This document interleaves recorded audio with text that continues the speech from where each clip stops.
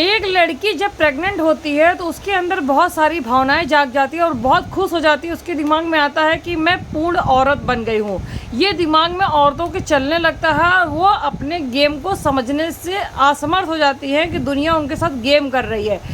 और जब वो अपने पति को बताती है तो इसका उल्टा हो जाता है। पति जो खुशी होने की जगह है वो दुखी हो जाता है और सास ससुर भी उसको प्रताड़ित करने लगते हैं, उसको खाना पीना बंद कर देते हैं, उसको परेशान करने लगते हैं, क्योंकि उनके दिमाग में एक ही चीज़ फिजूल चलता है, कहीं ऐसा ना हो लड़की का जन्म हो जाए।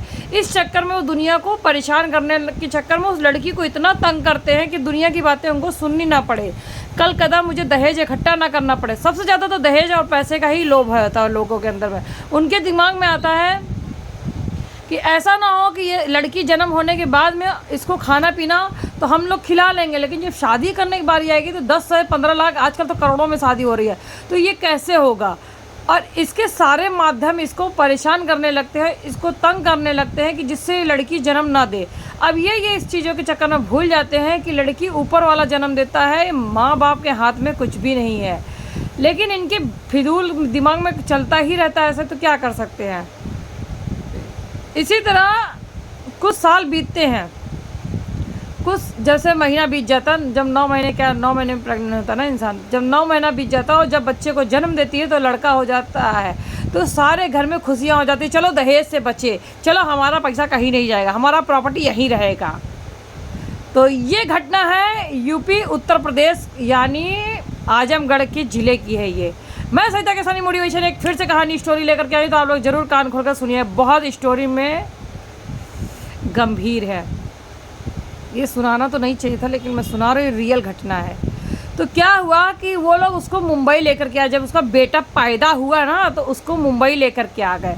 मुंबई लाने के बाद में वो लोग जो काम करते थे, मतलब जो पति उसका काम करता था यहाँ पर, उसके बाद में वो लोगों ने अपना जिस हिसाब से काम करते थे वैसे ही करते रहे, और माँ भी थोड़ा बहुत जो काम करती थी करने लगी। इसी तरह दिनचर्या चलता रहा। बच्चा बड़ा हो गया। बच्चा बड़ा होने के बाद दूसरे जब वो फिर दोबारा प्रेग्नेंट हुई तो उन लोग के दिमाग में फिर से टेंशन आ गया कि कहीं ऐसा ना हो कि ये फिर लड़की को जन्म दे दे, क्या होगा इससे। लेकिन इस बार उनको ये दिमाग में था कि अरे यार चलो लड़का जन्म दिया है तो अब लड़का ही होगा, ऐसा सोच के उसको कम प्रताड़ित करते हैं, उसके साथ मारपीट कम किए। किस्मत से ऊपर वाले का तो कुछ और ही मंजूर था। उन्होंने क्या किया, लड़का के जगह लड़की जन्म दे दिया। अब पासा सारा पलट गया, डगमगा गई ज़िंदगी, झंड हो गई इनकी लोगों की। अब इसी तरह प्रक्रिया फिर उसके साथ मारपीट चालू हो गई। जब बच्चे को जन्म लेकर के आए और जब वो नाच गाना करने वाले आए और जब वो लोग नाच गाना करने लगे तो उन्होंने कहा हट जाए यार, नहीं चाहिए। बोले क्यों?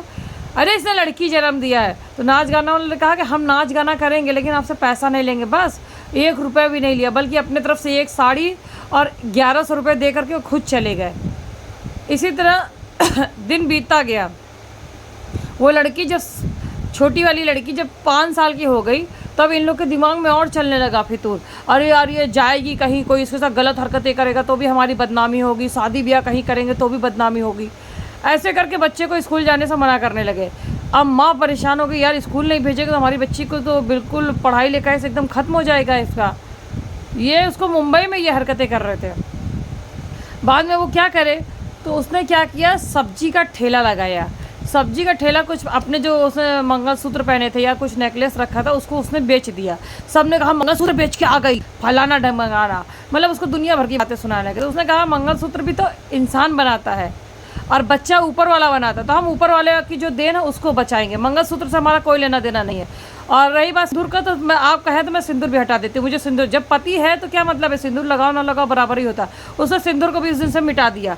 अब लोग उसको जब कहीं जाती सब्जी लेने तो कुंवारी समझ करके उसको साथ मतलब मजाक करने लगे, फालतू फालतू बातें करने लगे, नहीं सिंदूर नहीं लगाती है, दुनिया भर का नाटक। तो उसने कहा कि सिंदूर लगाने से क्या होता है, अगर मैं सिंदूर लगा भी लूँ और मेरा पति नहीं मेरे साथ देगा तो क्या मतलब है। तो वो साथ दे रहा, थोड़ा बहुत मेरे साथ है, वो बोलता है ठीक है अगर तेरे पास पैसा है तो जाकर पढ़ा लिखा। ऐसा करके उसने सब्जी का ठेला लगाया, पति उसके सपोर्ट में खड़ा रहा। लेकिन ये बात सास को बिल्कुल गंवारा नहीं था। सास और नंदे खुड़पेच के जमने के चक्कर में लगी थी कि कब इसको हम रास्ते से हटाएं, कब इसको परेशान करें। एक दिन ननंद मिल गई। ननंद कहा अपनी माँ को, इसको एक काम करते हैं, इसको जान से मार देते हैं। तो सास ने कहा अगर ऐसे जान से मारेंगे तो पुलिस हमको पकड़ के लेके जाएगी, तो क्या करें।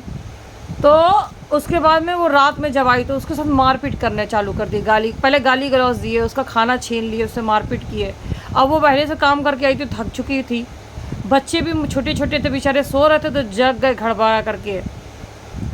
घबरा के जगने के बाद में माँ ने उसके साथ मतलब सास ने बहुत मारपीट किया। अब बहनों ने, जो ननद थी मतलब लड़के की बहन ने, नंदों ने उसको पकड़ लिया पीछे से। अब पकड़ लिया, अब उसके बाद में वो तड़फने लगी कि मुझे कैसे भी करके अपने आप को बचाना, रात को काफ़ी हो गया था। तो लोगों को लगा कि यार आज का झिकझिक है इन लोगों का, जाने तो क्या बहस करना, ऐसे ही इन लोगों का शांत हो जाएगा थोड़ी देर में। लेकिन ये शांत होने वाला झगड़ा नहीं था, नंदों ने खेल खेला। ये जो बहनें होती ना, ये लड़कियां तो रहती हैं, लेकिन जब ननंद बन जाती है या सास बन जाती है तो इनका दिमाग कुछ अलग चलने लगता है। ये अपने आप को महारानी समझने लगती हैं, जो कि खुद पहले नौकरानी रहती है, किसी अपने पति पर इनका राज नहीं चलता है, लेकिन अपनी भाभीयों को चलाना चाहती है। हर ननंद का ये हाल है, चाहे वो भाभी भी जो ननंद बनती है उनका भी वही हाल है, लेकिन समझती नहीं ना, सोच नहीं बदलती हैं। कुछ दिन ऐसे बीतता रहा, ऐसे बीतने के बाद में उसके साथ फिर मारपीट की है, इसी तरह खेल खेल दिया। तो अब की बार इसने भी दिमाग लगा लिया कि अब की बार कुछ होगा तो उसने अपने बच्चे को समझाया कि अगर कुछ होता है तो मुझे कुछ चीज़ देना बेटा, मैं भारी वाली चीज़ मार दूंगी। बच्चे ने कहा ठीक है मम्मी। अब बच्चे तो बेचारे छोटे छोटे थे, एक 7 साल का, एक 5 साल का, क्या समझदारी हो सकती है। बाद में बच्चे के हाथ में कुछ नहीं आया, चाकू आई। चाकू आने के बाद में जैसे सास ने उसके ऊपर मतलब मारने की कोशिश किया मुक्का, वैसे उसने धांस दिया तो उसकी आँख चली गई। आँख चली गई तो अरे मेरी आँख चली गई, मेरी आँख चली गई, मुझे मार डाला रे। बाद में उसको पुलिस वाले आए तो लड़की को भी काफ़ी चोट आई थी, नहीं क्योंकि नंदों ने मारा था उसको बहुत मारम पिटाई किया था। पति भी कुछ देख कर भी अनदेखा कर देता था, बोलता ही नहीं था, क्योंकि उसकी माँ बहनें थी। तो पुलिस वाले, बहुत सारी टीम आई उसमें। फिर पुलिस वालों ने बोला कि ये मुंबई की घटना है, ये आपको थाने साइड की घटना है। तो बाद में वहाँ पर जो है बवाल हुआ। बवाल होने के बाद में बहुत ज़्यादा पुलिस वालों सारी उसको अरेस्ट कर ली। तो उसने कहा कि सर मेरी गलती नहीं है, मैंने तो अपनी जान बचाई है, मेरे बच्चों को बार बार मेरे को बोलती लड़की पैदा कर दी, क्या लड़की जन्म देना गुनाह है। तो पुलिस वाले ने, उसमें से एक जो सीनियर थे, उन्होंने कहा कि पागल है क्या रे बुढ़िया, दिमाग खराब है तेरा, तू भी तो किसी की लड़की है, तो ये भी तो लड़की को जन्म दे, और ये पुलिस वाली जो तुझे पकड़ी है ये भी तो लड़की है, आज पुलिस में इसकी नौकरी लगी है ना, जज भी पुलिस बनती है, जज भी लड़की होती है, हर तरह के होते हैं। अपनी ज़िंदगी कुछ पता नहीं चलता ना कब होता है। नहीं साहब लड़की पैदा, अब आँख फूटी है, नहीं साहब मेरी लड़की पैदा कर दिया, मैं तो इसको जीने नहीं दूंगी, मार डालूंगी, ये वे दुनिया भर का। नंदे भी सर ये बहुत ख़राब औरत है, गलत काम करती है, और वहाँ जाती है, दादर जाती है, सब्जी लेने जाती है, फलाना ढमका। तो उसने कहा सब्जी लेने जाती है ना, तो तू पीछे जाती नहीं, जब तुझे इतनी चुल्ल मची है तो तू खुद ही उसकी सब्जी ला के दे दिया करना, उसको रूम में बिठा दे, महारानी की तरह तू लोग बैठ के खा रही है, हैं? तेरा पति जो है, तू दामाद है इस घर का, दामाद होकर के यहाँ पे आके खा रहा है, यानी लड़की के पति भी आके यहाँ खाता था। तो जब तुम सब यहाँ खा रहे हो तो हराम की आता है क्या सब्जी भाजी, हैं?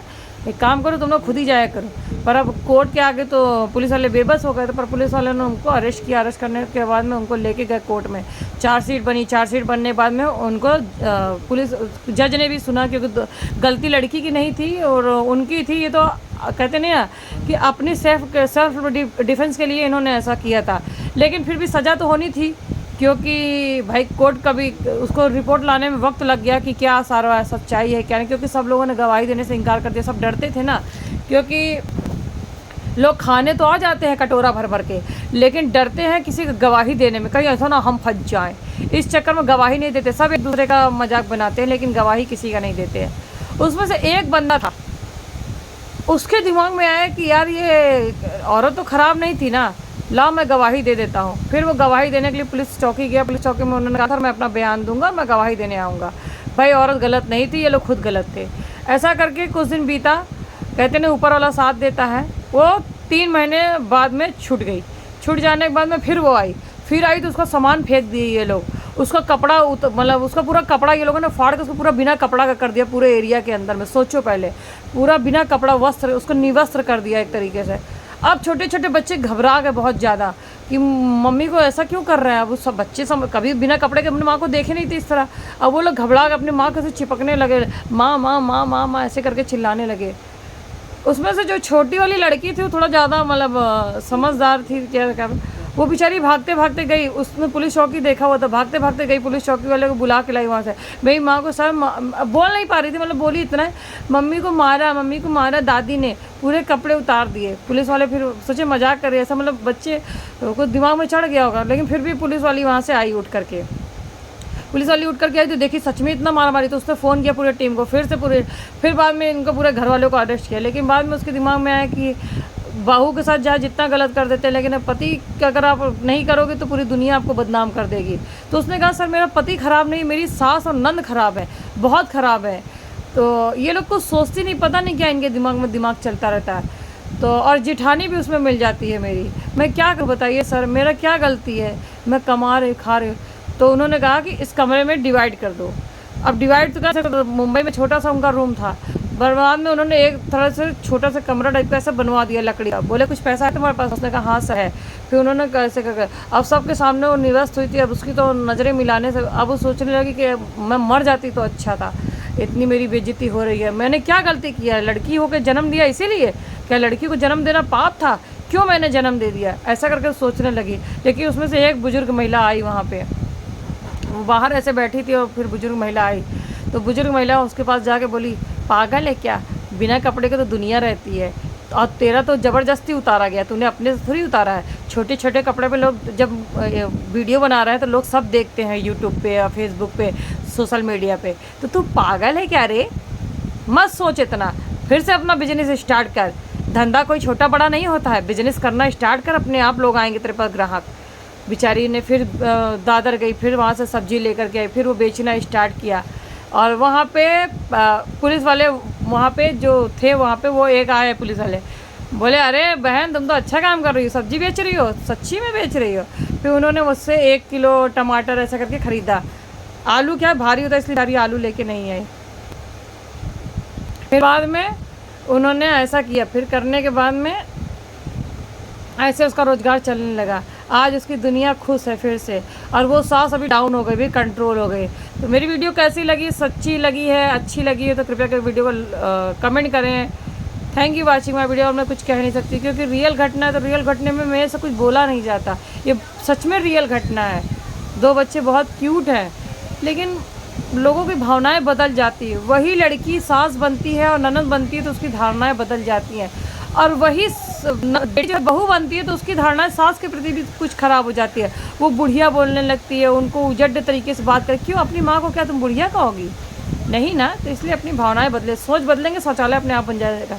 Thank you watching my video को लाइक करें, कमेंट करें, फॉलो करें।